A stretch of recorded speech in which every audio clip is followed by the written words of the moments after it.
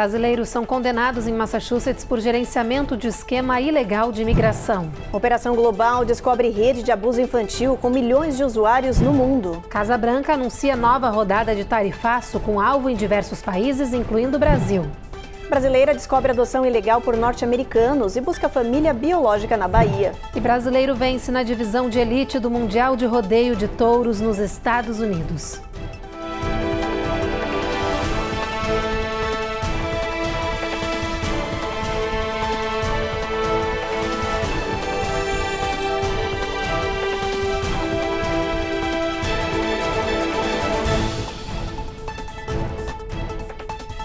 Olá, boa noite. Boa noite.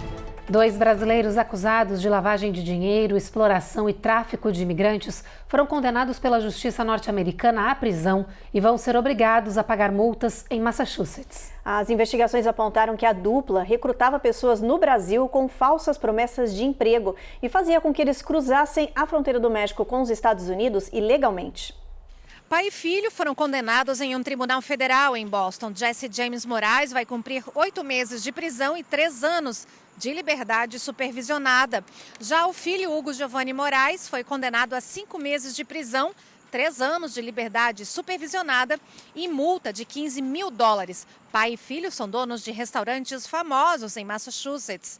Taste of Brasil, Tudo na Brasa, e Dog House Bar and Grill, que estão fechados por causa das investigações. Eles faziam falsas promessas de emprego e moradia e cobravam até $22 mil para trazer imigrantes do Brasil aos Estados Unidos pela rota ilegal da fronteira do México. Além do contrabando de pessoas de explorar os imigrantes nos restaurantes da família, Jesse e o filho ainda faziam lavagem de dinheiro, enviando fundos para dentro e para fora dos Estados Unidos.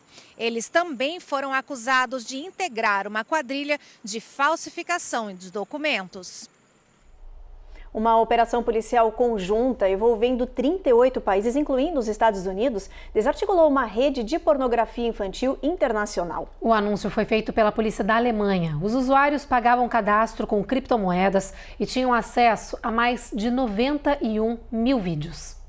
A plataforma de streaming chamava Kidflix e funcionava na Dark Web. No total, mais de 90 mil vídeos impróprios envolvendo crianças estavam disponíveis para os usuários que se inscreviam e pagavam. As autoridades chegaram a essa rede de pornografia infantil depois de meses de investigação.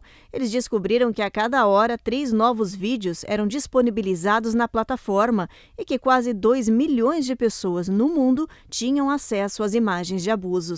O esquema funcionava em 38 países, incluindo Europa, Estados Unidos, Canadá, Austrália, Nova Zelândia e países da América Latina. A polícia da Alemanha informou que cerca de 1.400 pessoas foram identificadas e detidas em diferentes países e que novas prisões devem ser realizadas nas próximas semanas. Na Carolina do Norte, uma história comovente. Uma brasileira descobriu que foi vítima de um esquema de adoção ilegal quando era criança. Ela cresceu aqui nos Estados Unidos e agora está em busca da sua família biológica lá no Brasil. Esta é a Hilary Frank, uma empreendedora de 41 anos. Ela foi adotada em 1980 na Bahia. Os pais americanos a trouxeram para a Carolina do Norte e mudaram o nome original dela, que era Nilda Bahia. Agora, já adulta, Hilary descobriu que foi vendida ilegalmente, sem conhecimento dos pais adotivos, num esquema de tráfico de bebês que funcionou no Brasil na década de 80. A brasileira americana já fez testes de DNA e encontrou uma prima distante no Brasil que está ajudando nas buscas pelos verdadeiros pais de Hilary. A história comovente virou destaque na cidade de Charleston, na Carolina do Norte, e os moradores estão acompanhando cada passo dessa brasileira e torcendo pelo reencontro com a família. Um brasileiro foi internado às pressas depois de passar mal no final de semana passado em Boston, Massachusetts. Com essa hospitalização inesperada, a mulher e a filha de 9 anos ficaram em situação de extrema vulnerabilidade. Este é o João Borges da Silva, de 49 anos. Ele sofreu um AVC, um acidente vascular cerebral. O brasileiro já foi submetido a 2 cirurgias críticas que duraram mais de 10 horas. Ele permanece internado em Boston. A mulher dele não trabalha e não sabe como vai arcar com as despesas do hospital, do aluguel e também como vai cuidar da filha pequena. Amigos estão pedindo ajuda da comunidade. A Cristina Vieira da Silva, esposa do João, gravou um depoimento pra gente. E agora foi detectado que ele está com aneurisma cerebral. O estado dele, por enquanto, está estável e eu gostaria de estar pedindo para a comunidade brasileira que pudesse estar me ajudando nesse momento tão difícil para mim e a minha família. Se não puder ajudar com a quantia em dinheiro, que possa nos ajudar com orações, com qualquer doação, que nesse momento toda ajuda será muito bem-vinda. Nós éramos em 3 pessoas, eu tenho uma filha de 9 anos. A gente, desde que chegou nos Estados Unidos, enfrenta muitas dificuldades, como todas as pessoas também enfrentam, né? Mas nesse momento eu queria pedir de coração ajuda para que eu mantivesse as despesas agora para frente com a minha família, porque eu não sei quanto tempo o meu esposo vai ficar no hospital. Depois do intervalo, 23 estados e Washington, D.C. acionam a administração Trump na justiça. E a gente fala do tarifaço anunciado hoje pela Casa Branca.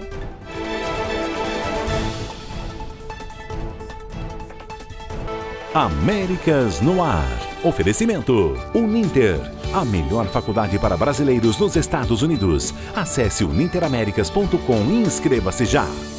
Sendwave. Envie dinheiro para o Brasil sem taxas de envio. Aproveite $15 com o código promocional RECOR15 no seu primeiro envio. Ruth, repete comigo. Se inscreve no canal. Se inscreve no canal. Ativa o sininho. Ativa o sininho. Deixa seu like. Deixa seu like. E faz um comentário. E faz um comentário. Entendeu? Faz você também.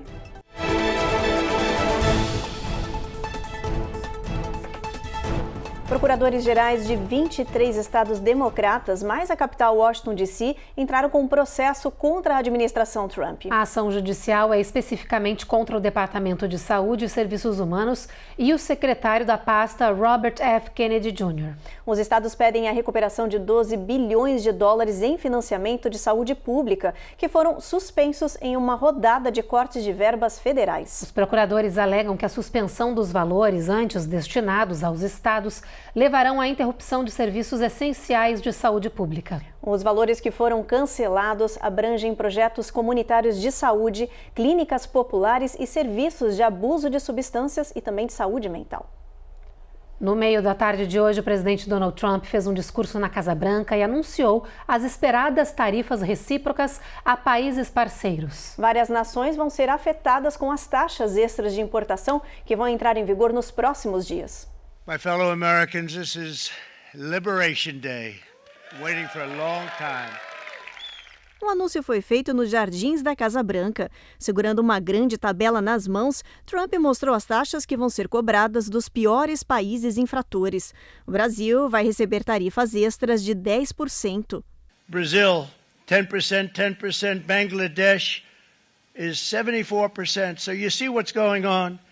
A política de Trump colocará em prática uma tarifa básica de 10% sobre todos os produtos importados do mundo. Os países mais afetados serão Camboja, com uma sobretaxa de 49%, Vietnã, com 46% e a China, com 34%. A Europa vai enfrentar tarifas de 20% e o Japão e a Índia, 24% e 26%, respectivamente. Várias nações não gostaram da notícia e já anunciaram que vão revidar. O Brasil ainda vai decidir se adota ou não medidas de reciprocidade. A nova política representa uma mudança drástica no comércio global e na política econômica norte-americana. O presidente Trump alega que isso vai gerar equilíbrio comercial e trazer as indústrias de volta ao país, gerando emprego e receita. This will be indeed the golden age of America. It's coming back. We're going to come back very strongly.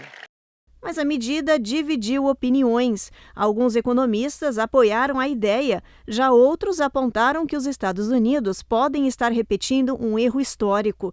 Há quase 100 anos, o governo promulgou uma lei tarifária que desencadeou uma guerra comercial global.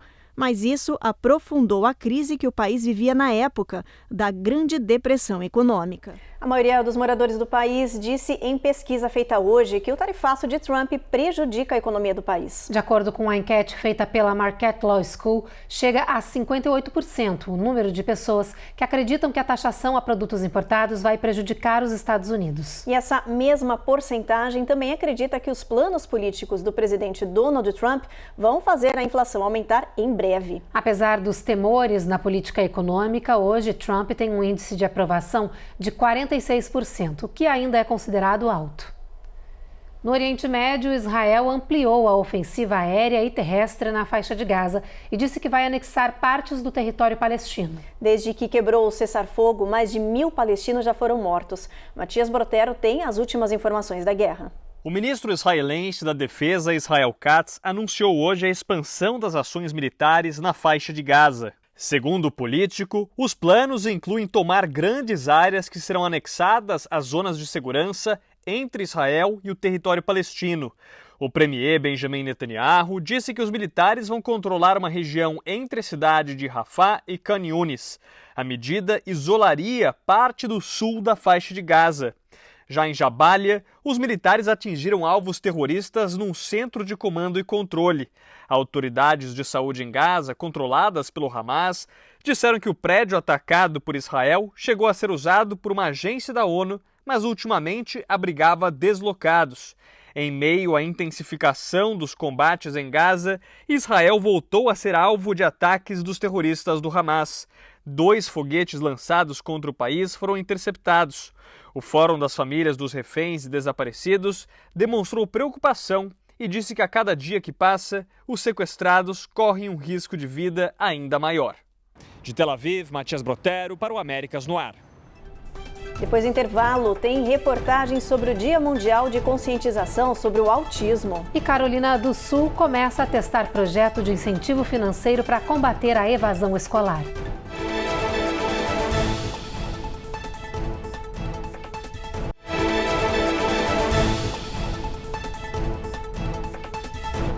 A Carolina do Sul começou a implementar uma medida para combater a evasão escolar que cresce no estado. Para incentivar a presença na escola e os estudos, os jovens têm recebido $25 por semana para não faltar às aulas. Um novo programa está sendo testado no Distrito Escolar do Condado de Charleston e tem sido aprovado por educadores, pais e também estudantes. Todo aluno que completa uma semana sem faltas recebe o dinheiro em um cartão de débito que é dado aos pais ou aos alunos com mais de 18 anos. O cartão tem limitação de uso para proteger a forma como as crianças gastam os valores. Ele só pode ser usado para gasolina, transporte, serviços e também alimentos. De acordo com as autoridades, mais de $30 mil foram pagos durante a primeira semana do programa.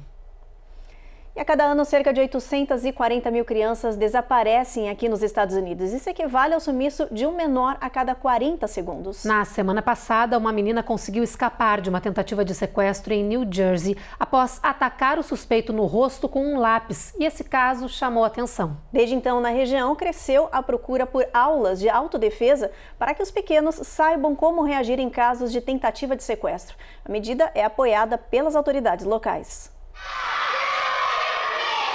Nesta escola de esportes no condado de Camden, a autodefesa é parte fundamental das aulas de artes marciais para crianças.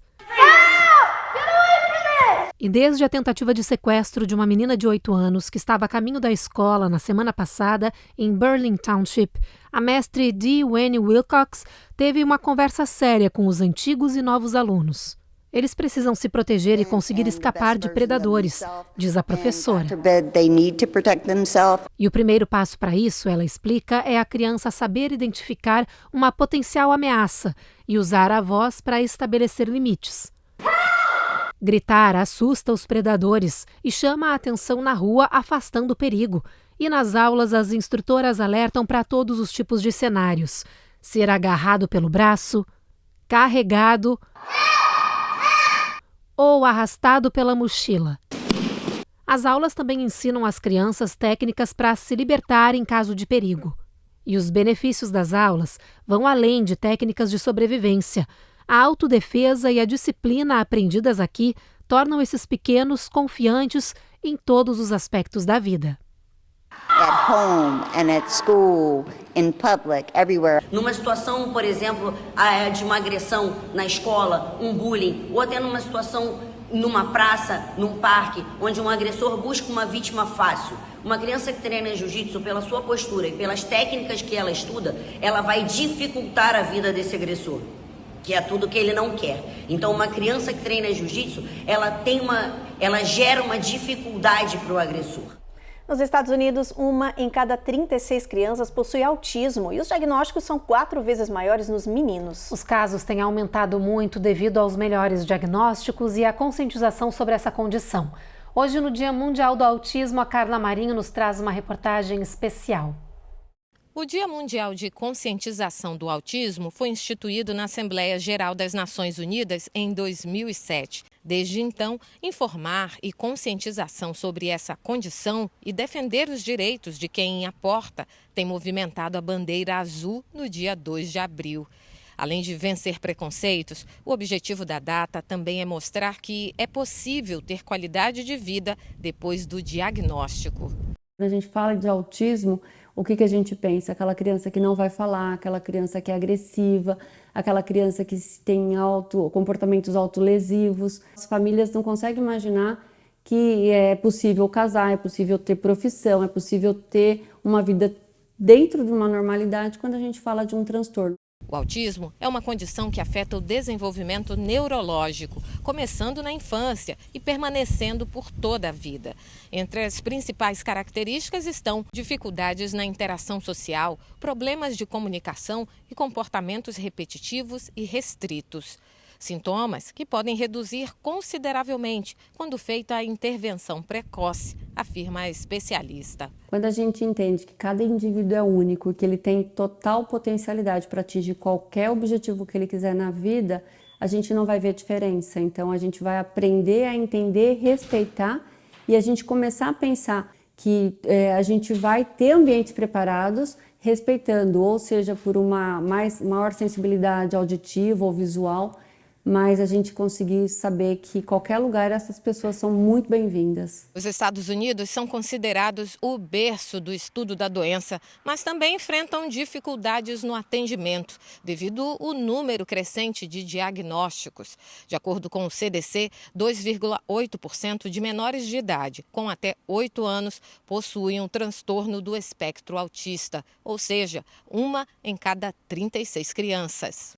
Não importa o diagnóstico, quanto mais cedo você perceber que seja em qualquer área que a criança tem um atraso, ela ir atrás de buscar uma intervenção que seja eficiente. A seguir, Nevada vai sediar curso gratuito de capacitação para empreendedores do setor alimentício. E brasileiro vence na divisão de elite do Mundial de Rodeios de Touros nos Estados Unidos.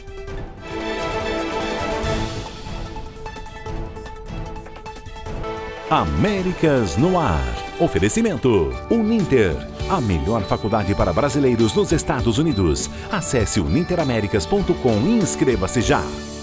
Sendwave. Envie dinheiro para o Brasil sem taxas de envio. Aproveite $15 com o código promocional RECOR15 no seu primeiro envio.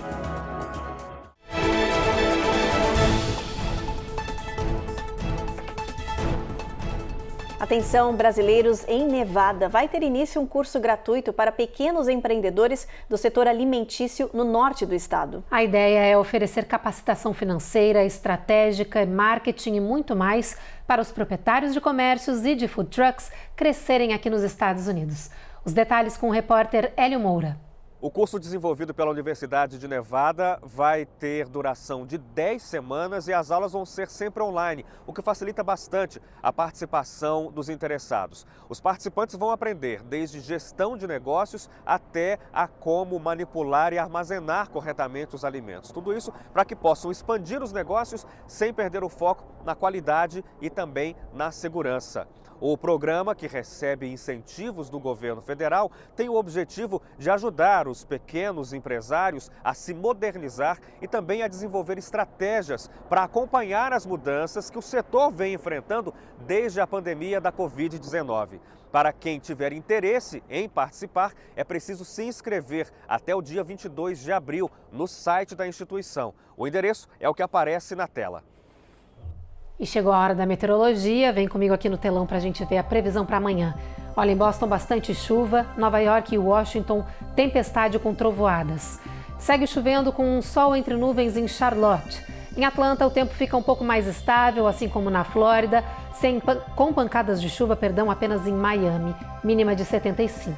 Situação parecida em New Orleans e em Houston, tempo encoberto, máxima de 87. San Antônio a gente tem sol entre nuvens também, com máxima de 92 graus. El Paso a máxima de 64, mínima de 51 graus Fahrenheit. Em Albuquerque o sol vai brilhar o dia inteiro, sem previsão de nuvens, com máxima de 54. O mesmo cenário em Phoenix, com máxima de 70. Los Angeles já tem previsão de chuva. Las Vegas, tempo encoberto, com máxima de 62 graus. E São Francisco, o sol vai brilhar forte o dia inteiro, com máxima de 62, mínima de 46 graus. No Novo México, um brasileiro de 27 anos conseguiu a primeira vitória em um mundial de rodeios aqui nos Estados Unidos. Esse brasileiro de sucesso venceu a disputa de montaria de touros e levou a fivela de ouro em Albuquerque.